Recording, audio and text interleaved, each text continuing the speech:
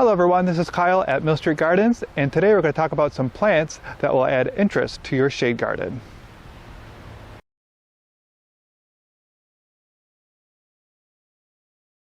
Alright, so when we're finding new plants for the shade garden, it's very similar to the sun garden in the fact that you have to follow some rules, like when designing the garden. For example, in the sun garden, you'd put the tall plants in the back of the border, and you put the short plants in the front of the border, and like the medium-sized plants in the middle. But one of the biggest difference is you're looking for leaves rather than the blooms. So there's not a lot of blooms in the shade garden. Therefore, we have to create our picture and whatever we're trying to create in the shade garden using texture, contrast, and color contrast. So those are two things that I look for in the leaves of the shade plants. So let's look at some of our plants. So to make things simple, we're going to assume that in a shady area of your yard you already have a lot of green going on. So oftentimes when I'm looking to buy a new shade plant, I try to find something that's not green, for example, because that plant will really pop out in your garden. Alright, so the first plant I want to show is this Sun King, or Japanese spikenard. And believe it or not, it looks kind of like a small shrub, but it's actually a perennial that dies back to the ground every year. And this color, the color of this plant is chartreuse. So when you have it somewhere where there's lots of green, it tends to pop out in the garden. So that's why I like this plant so much. And it gets a nice size. So I know we're just talking about texture and color, but it has a nice size to it as well. So it has a nice presence in the garden. Alright, so I've created like this green wall of privets back here to kind of show lots of green. Don't mind my mess behind my privets, but I guess privets are good for hiding things, so now we're going to add this spikenard next to them, and it's like, pow! You got that. I hope it shows as well in the camera, but that really stands out in contrast to the green privets. I guess that can bring us over here, and then we can find another plant like this Palace Purple heuchera, which is more of a red color. When you add that to the equation too, that looks really good as well, because you're contrasting the red and the green and like the chartreusey color. Now this is oversimplifying things a little bit, because if I was really designing a landscape, you know, I'd have a couple of the Japanese spikenards, like 3 of them, and then I'd have, you know, like 5 of the heucheras next to it.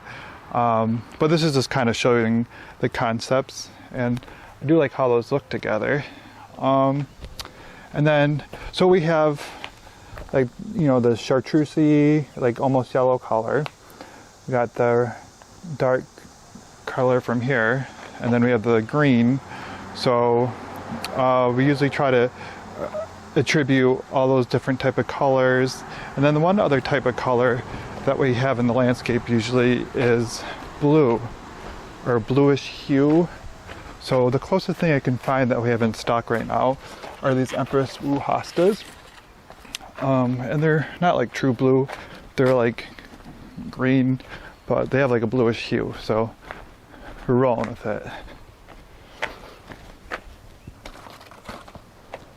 And there you go. So we got all of our colors together, and then when you get them all next to each other, it just looks really nice and pleasing.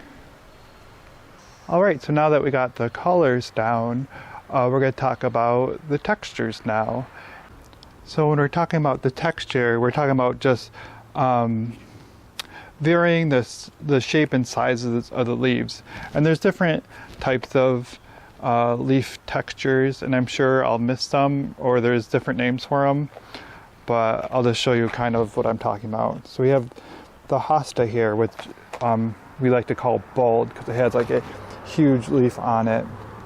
And then this privet has a small leaf on it, so that's technically a contrast. A lot of times when you have like these dissected leaves, people call it like a ferny foliage, which is more wispy, so it looks attractive when you put that next to a bold foliage. And then I would call the heuchera kind of, or the corbel kind of a bold foliage too. And kind of a bonus that you get with some plants is, you can see it really well on these guys over here. I noticed when I was watering them this morning, they get like the wispy,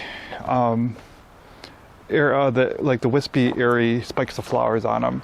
So you get kind of like a double, like it adds bold foliage, but then also adds some wispy flowers to go with it. So those are just some things that we think about. Oh, and I wanted to add one other plant over here to our little quartet of plants. Is like something that's grassy. So this is our northern sea oats, but can actually handle shady conditions like part shade. So this is what you'd call like a strappy leaf. So pairing that against some of these other textures to give you a certain look. All right, so let's look at some of our shade perennials to see how they can add some interest to our garden. All right, so we already talked about the Japanese spikenard already, and then the astilbes a little bit. So astilbes are nice because you actually get like a bloom on them, which is unusual in the shade garden sometimes. But this has a nice, similar to the spikenard, that what they call the ferny texture. So if you have lots of hostas in your garden, adding some astilbes might be a nice idea. And we even have an astilbe with a dark foliage, so that, you know, a grouping of this in a sea of green would really add some contrast. We have like native ferns, so we have the cinnamon fern right here. So he looks a lot different than a hosta, so that would be interesting. And we also have like the Japanese ferns over here, so you get the same texture difference, but then you also get some color. So I don't know why I'd classify this color as, because it's green, but it's also not green at the same time. It's kind of like almost silvery looking. So that's interesting. This is a fun plant that I like to add to gardens, the Bergenia or pig squeak. And they call it a pig squeak because you supposedly are able to squeak the foliage and it sounds like a pig squeaking, but I can never do it correctly. But I know it's green, but it's glossy. So to me, that creates a fun texture difference. And it just like looks like nothing else. Those are fun to tuck in. Then we got our Brunnera. No, you get the really pretty blooms in the spring from this plant. They look like forget-me-nots. But then the foliage is different than anything else. So it kind of like does the same thing as a hosta in the fact that you get a nice amount of foliage after the bloom.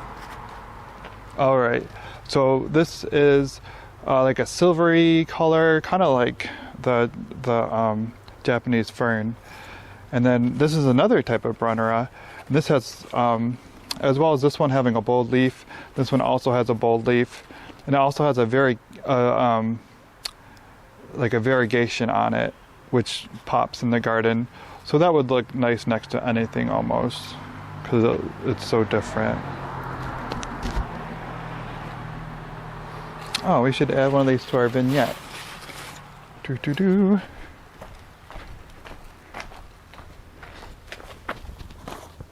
Boom, there we go. All right, so we talked about the Brunneras, and then we have the heucheras, or the corbels. So these are fun because they're native plants, but there's a lot of new varieties that can potentially add a lot of colors to your garden. So we just have a couple of varieties here at the moment, but you can find heucheras in like almost any color. It's unbelievable. So this is like a yellowy color. It has pink flowers on it, which is nice. So that's a nice contrast plant with its bold leaves. We already talked about this one, the purple pallas. And then we have the marvelous marble, which even though it has a green leaf, it has an interesting leaf. So that adds something different. And these are, you can use these kind of tucked into the middle of the border, depending on the size of the plants around it. Or you can use them in the front of the border too, because they're pretty short. And then I know these aren't perennials, but it's always fun to add a Japanese maple into a garden, especially a shade garden where they perform well, because you get the contrast in the texture and the color. So you really can't go wrong with one of those. So here's our hostas, the Empress Wu hosta with the really bold leaf and the bluish hue. And then the hostas, they're really common shade plants, but they come in different hues too. So we have some more yellowy hues with the August moon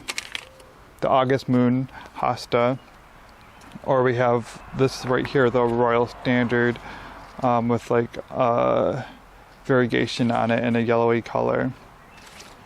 Talk about an interesting contrast plant. Look at this lungwort. So this looks different than anything else in the shade garden.